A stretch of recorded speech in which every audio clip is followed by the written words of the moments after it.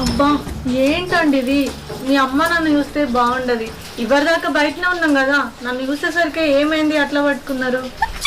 ఏమోనే రజని, ఇప్పటిదాకా ఏం కాలేదు కానీ నేను చూసుడుతోటే పట్టుకోవాలనిపించింది, పట్టుకున్నా.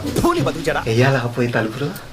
సరే వెళ్ళు, తలుపులే, నీకు ముచ్చట చెప్పాలి.